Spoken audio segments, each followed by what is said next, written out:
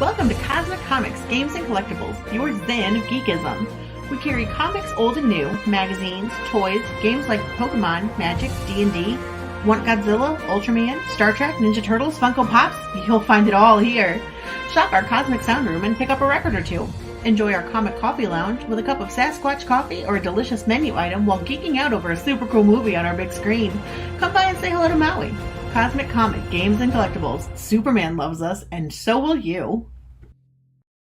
Hi everyone, Daphne Lage here. Join Nita Lanning and me on the Ragin' 2 The Vlogs show, where we talk about everything, nothing, and all the bits in between. Looking for hour-long conversations about indie comics, social media marketing, and crowdfunding? With the occasional rant and story time? Head on over to the Ragin' 2 channel on YouTube, Mondays through Fridays at 11 a.m. Eastern to join in the chat. Hit the button.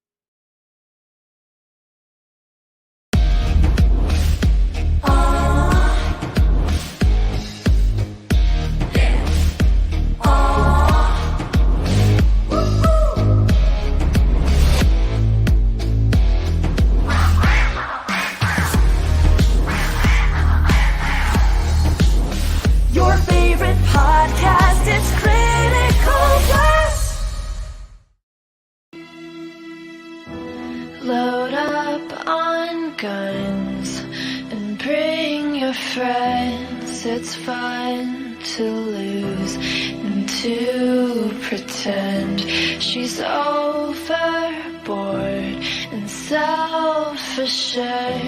Oh no, I know a dirty word. Hello.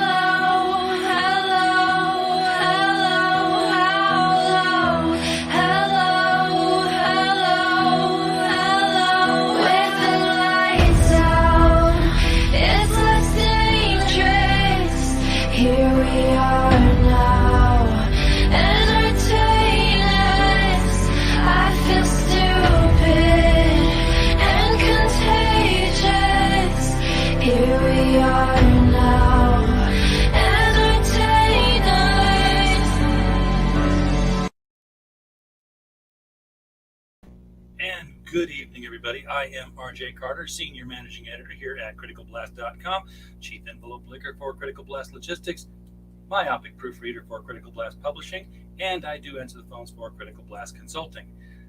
We have one name, just keep using it. Why do you have to keep getting a bunch of different trademarks for it? Just the one, and it's an umbrella. I have questions tonight. I have read this book.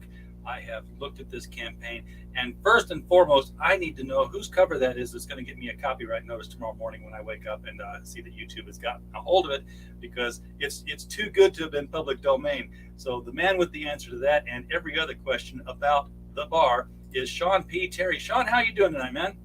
How you doing, dude? Who is that? That's a kick-ass cover. At first, I thought it was the Tori Amos cover, but I'm like, no, that's a younger group.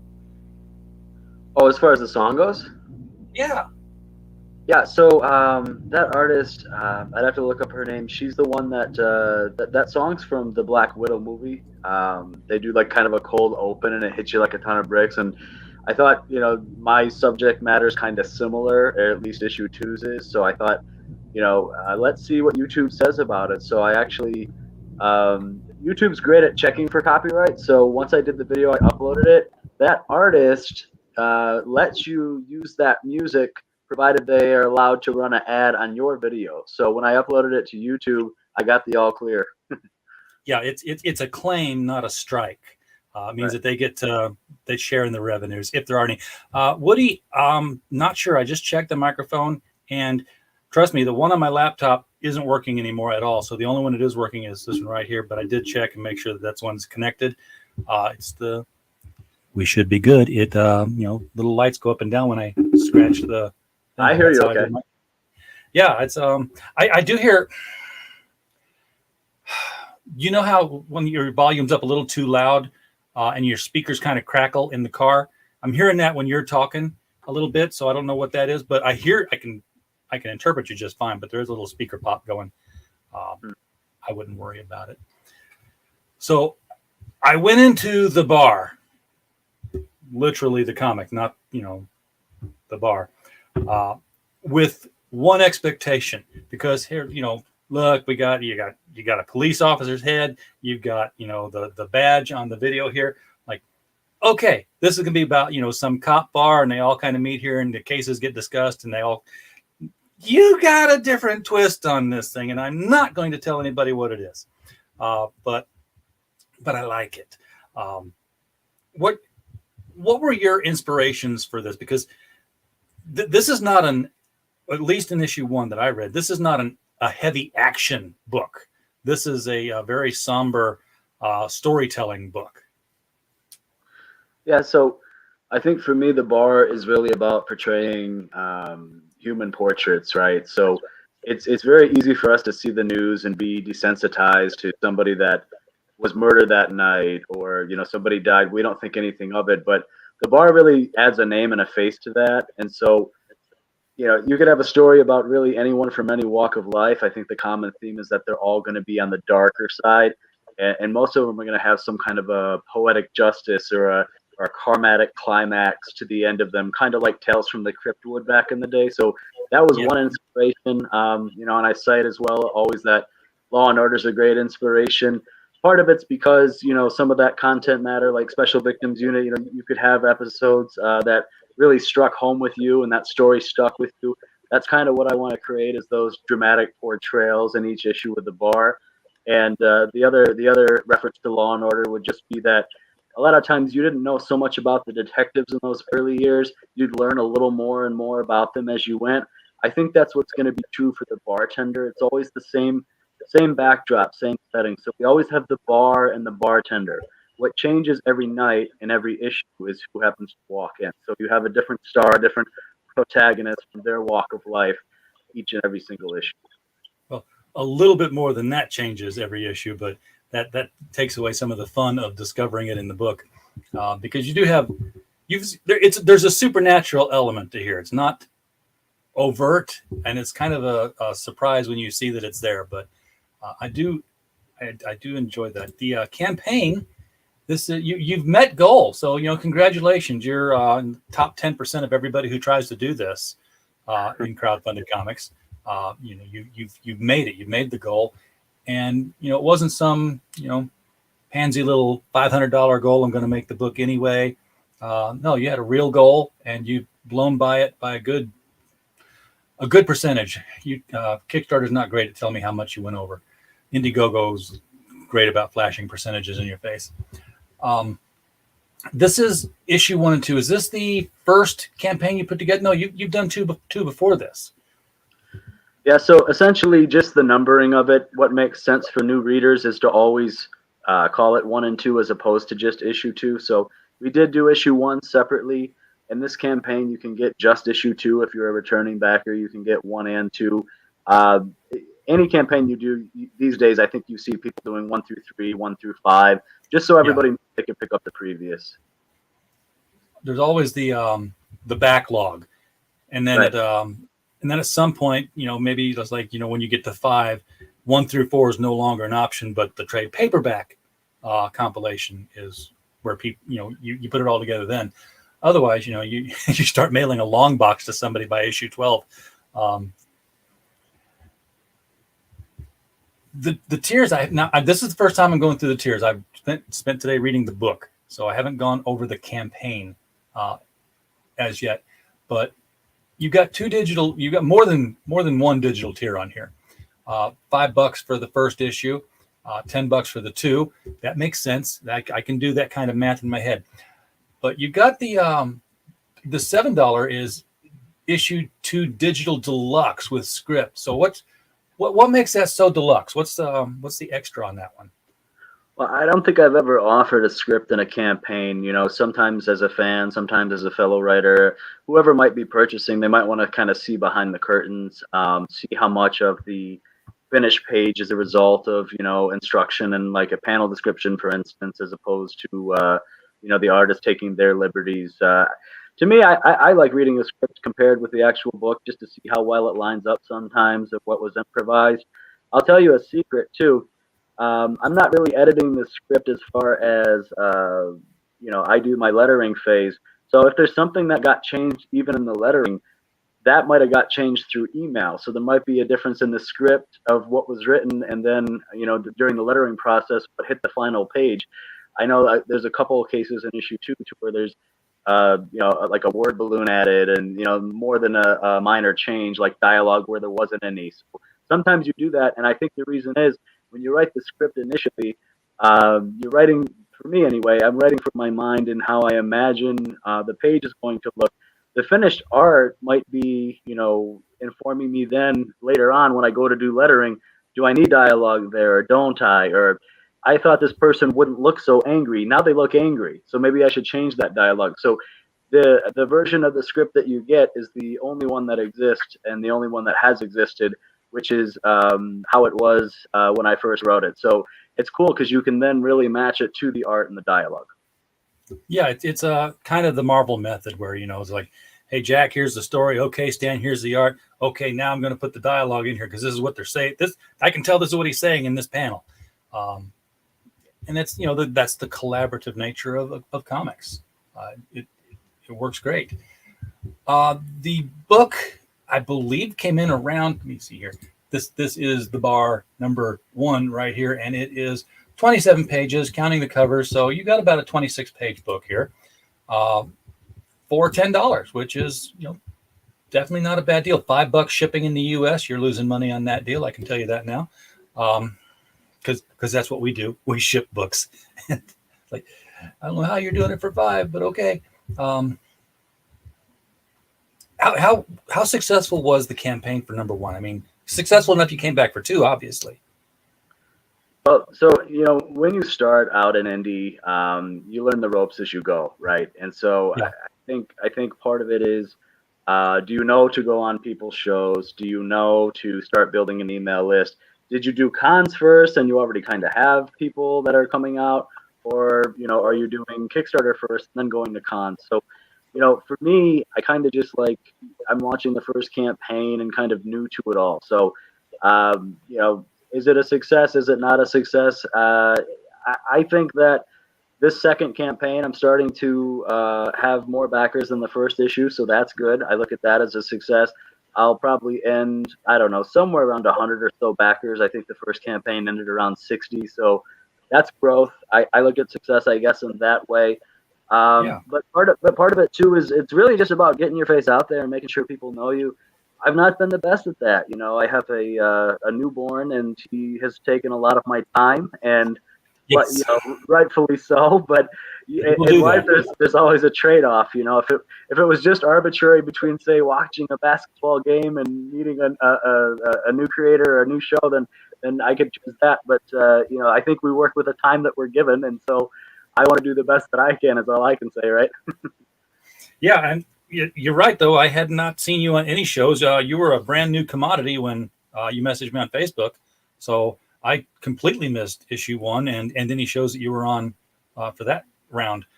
So, you know, we're going to have to pass you around to different nodes of the network that I know. So get you in front of people.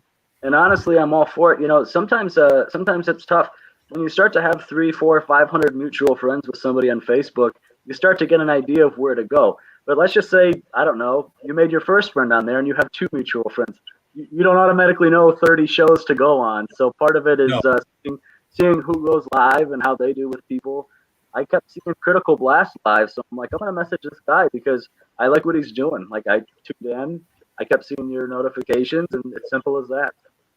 Well, we must have been doing something right, so we'll just continue on. But yeah, I know a lot of good people who are running shows, promoting comics creators, exposing campaigns. I say promoting. I shouldn't say that. I should say exposing, because sometimes, you know, we have a show where we don't really care for the book that's on there, but we're doing the service, right? So I'm changing my language around a little bit. I do like this one though, because I like the twist, and I really I'm gonna get away from the tears here for just a little bit. I want to show the digital art off in this one. I'm going to go ahead and say that the cover artist is the same as the interior artist, because I don't notice that much of a difference. This is John Cassidy level artwork, folks. If you were a fan of Preacher, you were a fan of the Punisher run that he did. This is very hyper realistic facials and bodies in this. So that's Ricardo Ariola. Unfortunate name. It's a joke, people. It's a joke. Now, I did get a little lost at the beginning here, because you got this guy getting choked, and I'm like, okay, but that wasn't his story. This is just sort of like a taste of, you know, what can happen in the bar, I think. Am I correct on that one? Sure. Okay, yeah. Watch, he's going to come back in issue number 2. We're going to learn all about this guy, his backstory and everything. The bar, I mean, this thing, I've passed this place. I think we all have at some point. It's like there's nothing around it. It's a square brick building. We call it the Cowgirl Cabaret in Fayetteville. It's a bar, but it has a little bit more going on. And it looks so alone out there. And yet, you know, people are going to be drawn to it. In this case, Lorena. And, you know, it's got, I'm not even going to ask what happens to these patrons here, because they're incidental. But you come in and Stone Cold Steve Austin pours you a beer, and you talk. That's the crux of it. I mean, it's very much a framework kind of story device here. It's like, this is the setting, but the story is going to be the one I tell you, not the one that's happening to me. Yeah, honestly, I really love that when you can make a world to where you can just kind of plug and play any story, because then you don't have to worry about world building. The world of the bar, like you say, it's got a kind of a mystical pull to it. It's a supernatural place. It could exist in Chicago. It could exist in Detroit. It could exist in all those places simultaneously. So working with that framework, kind of like I say, either Tales from the Crypt or Twilight Zone, you can just tell a story that fits in that mold, in that universe. So it doesn't matter if a man walks in, a woman, any age, any background. So to me, I really like the character work. You know, when you mentioned him having that style, I chose that style of artist just because I grew up reading Preacher and Sandman and all these Vertigo titles. So I wanted to create a book that was like that looked like that felt like that. And I also believe in doing a standalone story. I have nothing against an arc. I have nothing against doing 3 issues, 5 issues, collecting it in a trade. But the beautiful thing about the bar is every issue is something unique and different. I really want the issues to be different from each other too, right? So I think the first issue, the theme of this is really like domestic abuse and seeing what that looks like, the ugly of that. You know, why isn't it easy for a woman to get away from something like that? How do those relationships start? What do they become? So we really get to explore all that and kind of like this intimate portrayal or snapshot of this. And then issue 2, most of the art on the pages from issue 1 that you were showing, the full pages, but issue 2 is kind of the video and a couple of these darker looking panels. So issue 2, the story of that is abuse of power. If there was a theme to it, the theme would be abuse of power. I don't want to go too deep into it because I'm really not into spoiling things. I like showing the art from issue 1 because people that have backed that know that story already. I'm more anxious to show more of that than I am much of issue 2, but we can be taken by surprise by how issue 2 unfolds and this gentleman, and that'll be a good read, I hope, for most people. And I really want to keep that theme. So probably I'm always going to every story try to tell different stories from walks of life. So whether that's a man, then a woman, or is a African American person or an Asian person, like I really want to explore in depth probably all the dark, I guess for lack of better words, unchampioned kind of voices too, in the sense of some people could walk in and they could be a victim and they can need their story told, whereas somebody could walk in and be a perpetrator and they might have something very bad befall them, right? So yeah, because the bartender, the bar is a place of confession, because that's what people do. They talk to the bartender the way they would talk to their priest. The difference being that the bar is also a place of either mercy or judgment. Once your story out, I don't know who this bartender is, but he's definitely more than what he appears to be. Lorena has made the comment early in issue number 1 that he's got the bearing of a soldier. He looks like a soldier, which puts me in mind that okay, he's some wars. But he's definitely extra natural. I'm thinking there's some sort of angelic job that he's performing here and there. I don't know. I've got to read more issues to find out. But I like the Stone Cold Steve Austin comparison. I mean, that's I think that if there's to be a movie or he's ever to be portrayed in real life, don't know when that'll happen and how old Stone Cold will be, but that kind of persona, that kind of commanding presence, I think it's spot on. That's just who jumped out at me right away. In fact, I thought, oh, they used a photo of Austin for photo reference on this one. Because maybe not all of them, but here he is again. I suspect everyone meets justice in one form or another. Right there, very foreboding. The way he's saying that, you got the pause built into the sentence. This is a bit of a horror book. It's a bit of it's humanity and horror, and sometimes they don't know that it's horror. The character Lorena had no idea that she was in a horror book at the point that she was in the bar. Now her life was complete and total horror up until the moment that she drove up to the bar. The bar is where she found mercy in this instance. Only $17 for print of both. Now that throws me, because the first one was, well, issue number 2 is 10, so issue number 1's only 7. Is issue 2 bigger than 1? It's more or less just wanting to build the readership, having kind of like a catch-up tier if you miss the first one, kind of a thing. And there's synergy too. If you somehow miss the first one, then shipping is staying the same, so you can pick up both now and start collecting from there on. The other thing I like to do is as these tiers go on, I always want to offer the catch-up. So whether that's our other books that we've done, I also know that people, they like their alternate covers, they like sketch covers. Given how beautiful the art is, it's very easy to offer the sketch cover versions on these kinds of campaigns.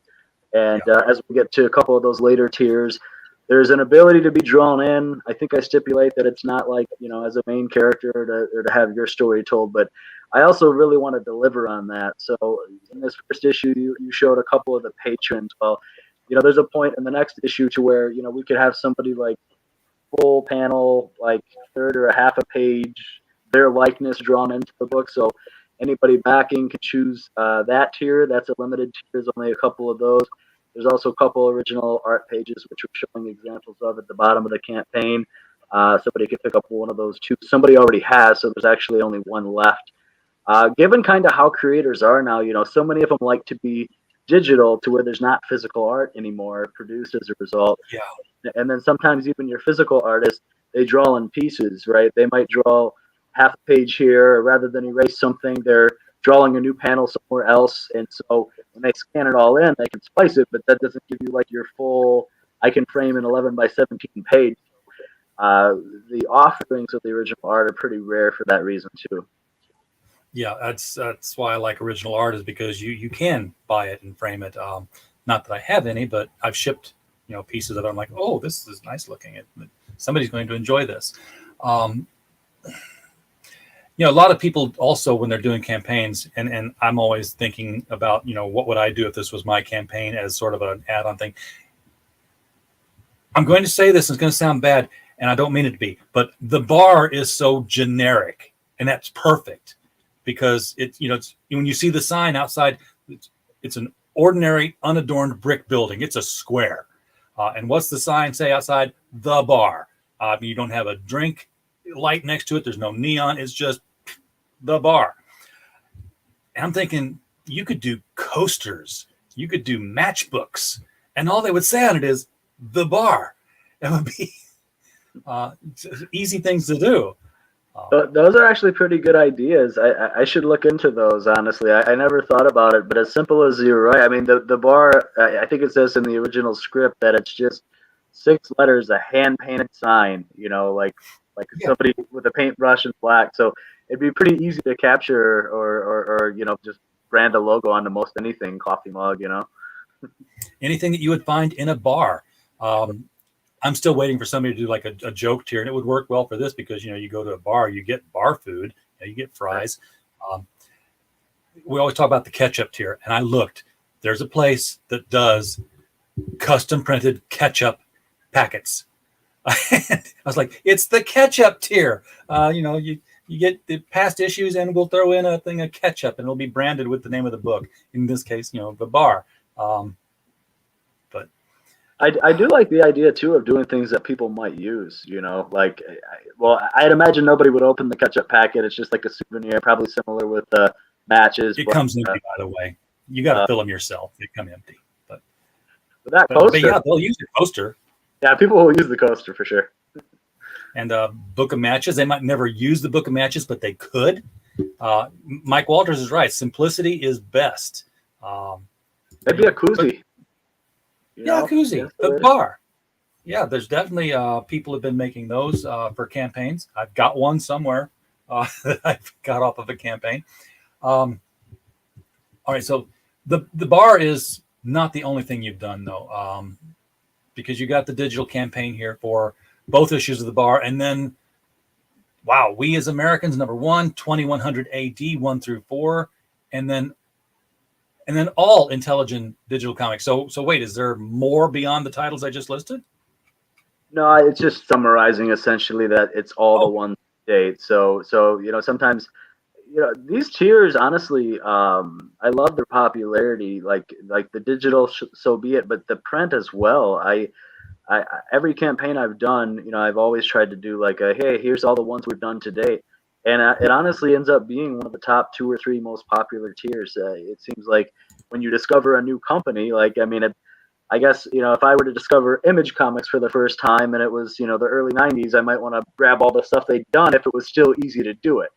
Yeah. And I guess it is easy to do it when you don't have 7 titles with 20 issues each. If you have 2 or 3 titles that have 2 or 3 issues, you can get caught up pretty fast. So it's a little easier. Yeah, I think it's popular for that reason. But what this shows is that you've been at this for a while now. I mean, 7 books, that's more than just, a couple of months worth of experience getting into comics. When did you get into this business? So, no, I mean, honestly, just a couple of years ago, I started to work with artists and they started to draw the books. And we all think that probably we're going to instantly get with a publisher or Image or somebody, right? So I didn't really know much about the indie community. I didn't know much about Kickstarter. My plan was just to submit to publishers and to begin having books made. So the 2100 AD, it's a little misleading because that's only been 2 Kickstarters released as like 44-page books. So you got 2 issues combined, each one of those. Oh, that's So fine. Yeah, people do that. yeah. So there was a campaign for 1 and 2, and then a campaign for 3 and 4. So that's only 2 campaigns that's had, and then 2 for the bar. So the last 2100 AD did pretty well. I think we got like 135 backers or something in that neighborhood. So that's, like I say, a double-sized book. It's sci-fi, kind of like AI takes over the world. I think the difference in that is that sometimes if you look at like a Terminator or a Matrix, those are really the same story. They're just told differently, right? So the execution is what's different there. That's also what we try to do with 2100 AD. 2100 AD, like its namesake, it takes place in the year 2100, and essentially we've begun to rely more and more on artificial intelligence. Obviously, we do it now, right? We start to do it now. There's algorithms for everything, for Facebook, for stock trading. It's safe to say that probably the government's going to begin to rely more and more on artificial intelligence, and you'll probably have an AI system at one point acting as a counsel for presidents or running numbers on situational data, right? Like what should the CIA do or whatever.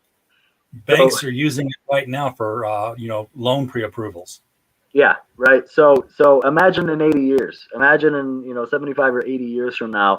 So basically, that story is told from the vantage point of AI was kind of already controlling the world, and there were a lot of problems in the world. There were problems from inequality to people not having jobs, and government turned to AI to solve all those problems. They really kind of like souped up the AI to the point of like this was the AI they already trusted to make a lot of decisions for the nation, and then they really wanted to make a kind of like a super AI out of it. So they fed it a lot of other like your big tech companies, software and skill sets that people continue to learn. And there was an event that happened. There was a nuclear war that had begun between Japan and North Korea. And at that point, the Pentagon's AI basically made 9/11 happen all over the world.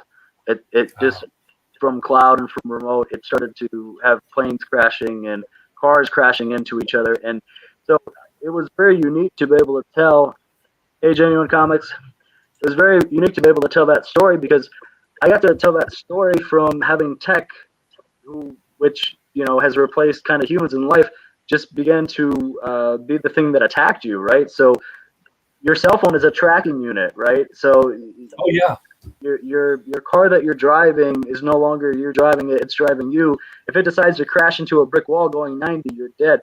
So I think what's unique about that story is just the realism of it. Like when you read The Bar, if The Bar strikes you as having like the look and feel of wow, this is familiar, I know this, it can actually happen.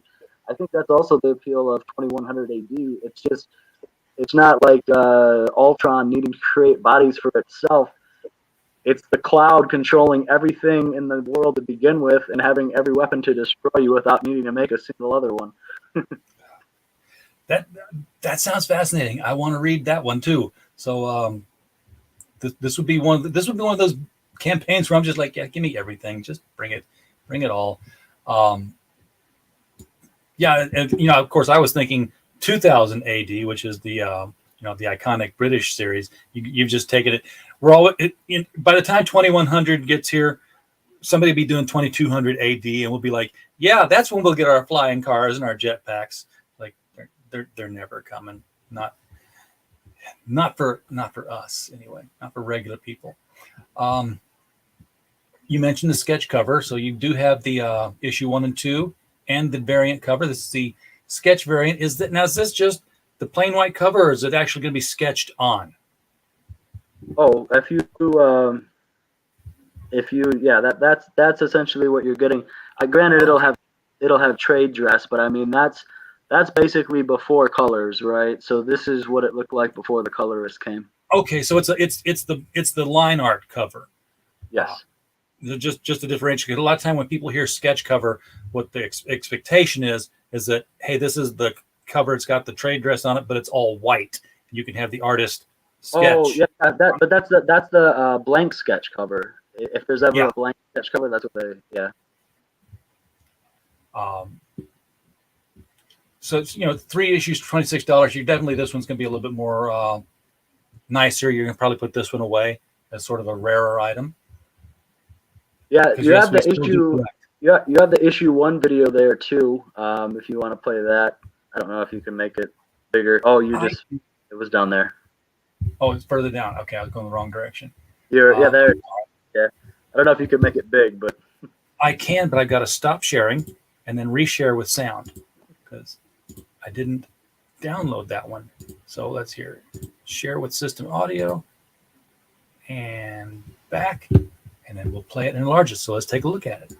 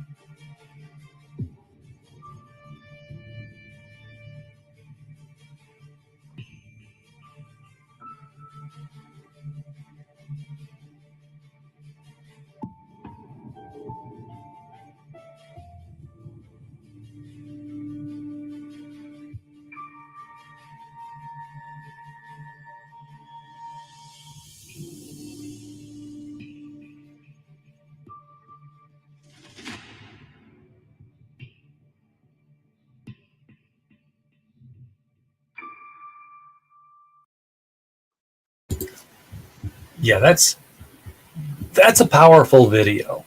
Now, how do I get it back? There we go. so that's the book you read. Yes, that's the book that I read. That revealed a little bit more than I was going to reveal in the PDF. So now, let me ask you this: why did you pick? Given what I know, or what I think I know about what this series is going to do with the various stories and the people who come in, especially with the tiny little prologue that happened at the top of number 1. Why did you choose this to be the first story? This because to me this seems like a story where the reader has the expectation. Yep, somebody comes in and this happens. Somebody comes in, this happens, and then they'd say, "Oh, she came in and this didn't happen." That went solely, the direction of the way it goes. So a few reasons I think. One is it's a little bit more of a softer introduction. Like issue 2 is so harsh; it hits so hard, and I think that also you have to build the bar and the concept of the bar and the bartender a little, in the sense that issue 1 you kind of don't know where you're going to land, and it does add to that mystique. So it kind of builds that a little slower. Whereas, like, let's just say that at some point in issue 3 or issue 4, the bartender is to do an overt act. Now this is the first time you've seen him do it. You've got to see him in a calmer state, or you've got to see him more passive. You've built up to that moment, so it hits harder. You've earned it more. So I think that having kind of like a victim story as the first story it gives me time to do a couple things. One of them is, like I say, to build the bar and the bartender, but the other is you're still learning about the world as she's walking up to it, and then the later pages toward the end of the story, I get to focus a little bit more on the world, because it's not all about the person inside of that issue. Granted, the whole story's about her, but at the same time, sometimes if I think if there's an overt action that happens, you got to maybe spend a few pages explaining it or going into that or what it might mean, which we might see in later issues. So it might become more apparent as time goes on. All right, so you got $35. You get both variants because you had a variant on number 1 as well as on number 2. $45, you get everything signed. Now, okay, so this is where I see the 2100 AD 1 and 2 44 pages. Is that total pages 22 each, or were they both 44 page books? Yeah, so total of 44 pages because they were each 22 pages. So Okay. so that tier right there is literally like getting 7 issues of comic. Again, like I say, the 2100 AD was released essentially as like 2 issues in one book, like a 44, 48 page book. But you're getting essentially 7 issues there, all signed, all the issues that we've done so far. Okay. Now, last time I went through the list of all the books, we kind of skipped the We as Americans one. Can you give us a quick elevator pitch on what that one's about? That one's maybe more similar to The Boys. Kind of like a hybrid of like The Watchmen and The Boys. It's kind of like superheroes really existed kind of story. Um, I'm not overly promoting that right now. The biggest reason is the artist that did it. He's a very popular Marvel DC artist. He most recently drew Stranger Things, and we need to find a publisher for that to retain him and to keep him doing the work as an artist. And we don't always encounter this because it's not a problem that every artist has. But when you start to get a higher level talent as an artist, they want to make sure their work is getting the prestige that it deserves, and Yes. they're being published with a company that they feel fits their readership goals and their notoriety goals. And so we're going to come back to that at a later point. But it's a masterful work as far as visually. It almost looks like a Disney book. Like it's got really beautiful art. Laurie Foster from Unlikely Hero Studios inked that book. It's something we're proud of, but we're not trying to sell to fans unless we're positive that we're going to be making more in the near term. All these books, 2100 AD The Bar, we're making those, we're releasing those. There'll be another Kickstarter in X amount of months, or after a short period of time, right? So we as Americans, I think we're shopping it right now, trying to find it a home, and then we'll begin making more. Okay. So with the ongoings, The Bar and 2100 AD, how big of a backlog do you have of stories already done, ready to be produced? I mean, because if you want to be a company, you got to keep cranking out on a regular basis, something that people can count on.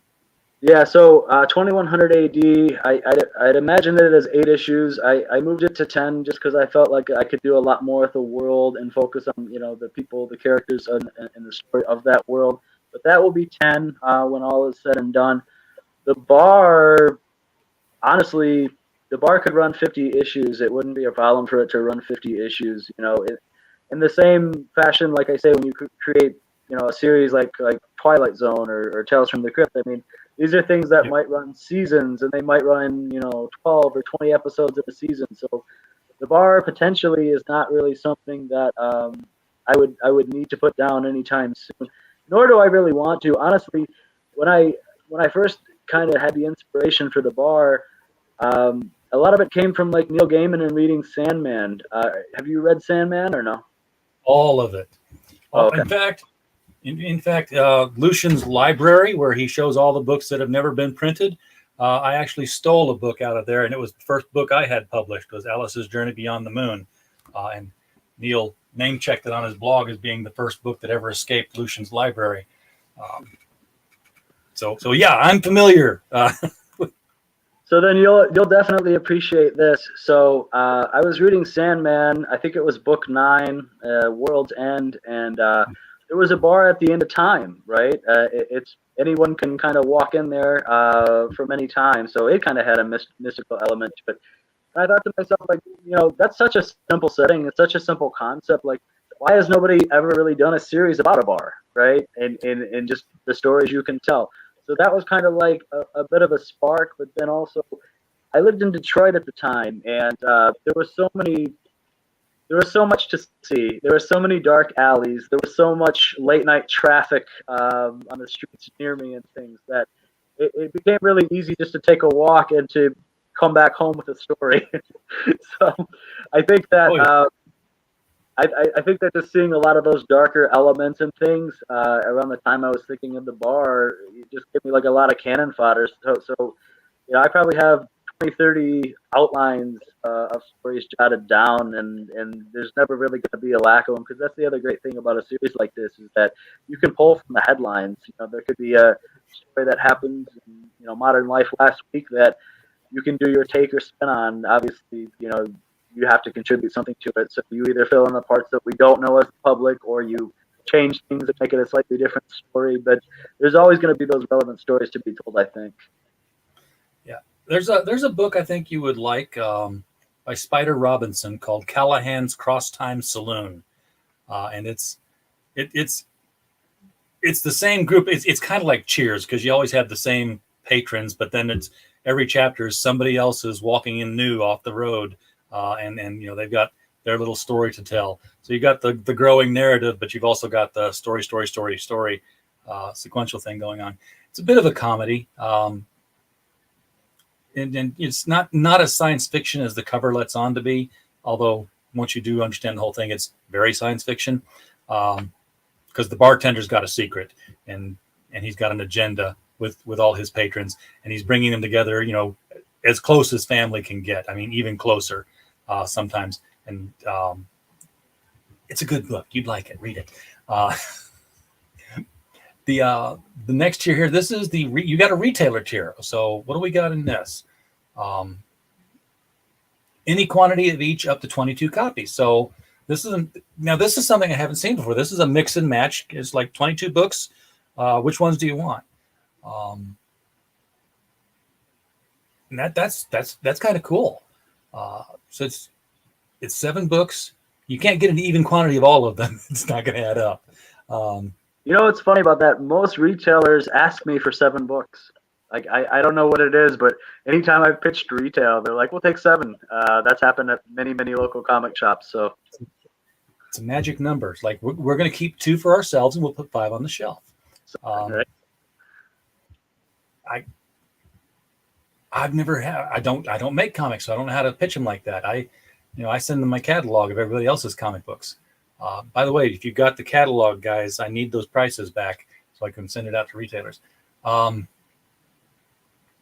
this is everything signed with the variants, 89. So this is,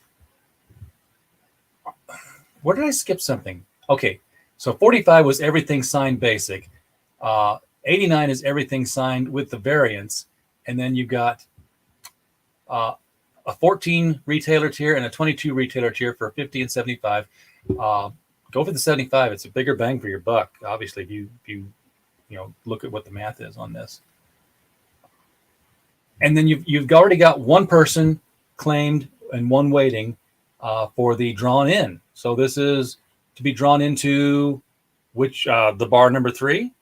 Yes. Okay, because how close is the bar number 2 to being done? I would guess it looks like it's done, period. But yeah, I mean, when I go to Kickstarter, at least so far, the books have been 100% done. So I mean, my last couple campaigns, if they've ended, let's say for the bar, for instance, the bar ends May 5th.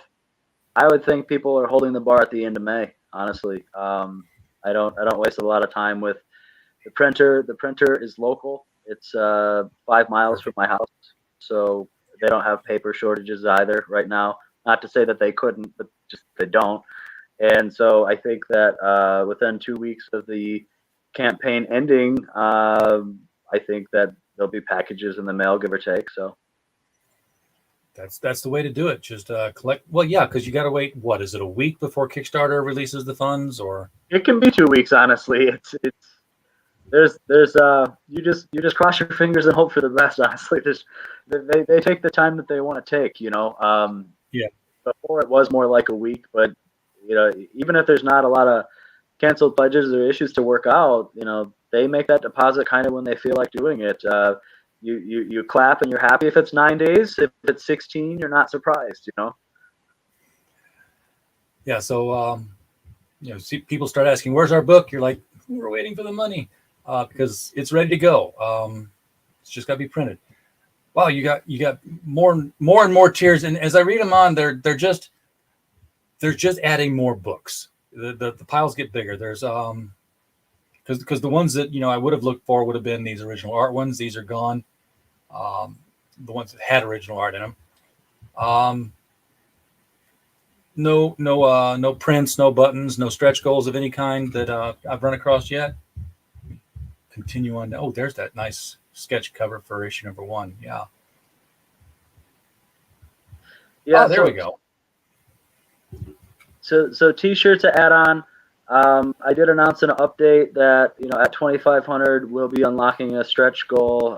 Stretch goal is going to be a bundle of comics from many of my creator friends that I think maybe are their best works, and hopefully a lot of people don't have. So I did that. My last campaign for 2100 AD, we unlocked a 5-book bundle of very high quality books. For me, being a creator and being a writer of comics, I think that I'm really looking at, which ones have I enjoyed the most?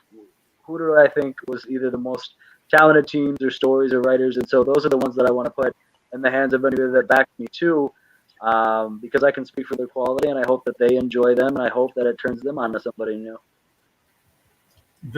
This interconnectedness that the indie community has is really a strength of indie comics. I'm just looking at these pencils here. These pencils are gorgeous, and they're gone. It's like one is available. I think one is still available. Oh, there it is. Original page. So this would be. Does it say which page it is, or do you just first come first served?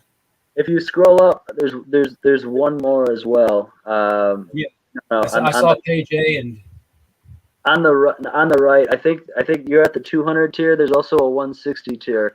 I think the difference between those two is just that the first one gives you all the Intelligent comics to date signed, and then the second one gives you that as well as all the variants. So that's the only difference, I believe, between those two tiers. Okay. And all I was just saying here was that, and of course, Kickstarter doesn't let you put an image over here with your tier. It doesn't tell which page you're buying when you do that. So I think that whoever took out the first page probably is the person that's going to pick which of those two that they want, and then they would be getting the next person would be getting the second one. Is probably how that would go. Yep, first come, first served. Okay, that makes perfect sense. But if you had if somebody had an interest in either one, I could potentially check with the backer that took off the first one and see which one they're getting, which would then tell me which one's available. Very cool. Now, I didn't look at the. I can guess we didn't do you any good tonight, because I'm seeing it doesn't look like it jumped up any, which means I completely wasted your time. I think what it means is people haven't seen the show yet. Yeah, well, we get a lot of the replay. I know that, but we are the most talked about, least watched show in all of comics reporting. So it's like everybody says, "Yeah, go on Critical Blast." Nobody's there, but go there. I like that moniker. I like the most talked about for sure. Yeah, most talk. Your favorite podcast. I'm trying to get that drilled into people's heads. I didn't come up with that slogan, by the way. The lady that did the jingle came up with it. I'm like, okay, we'll go with it. we'll take it. It rhymes.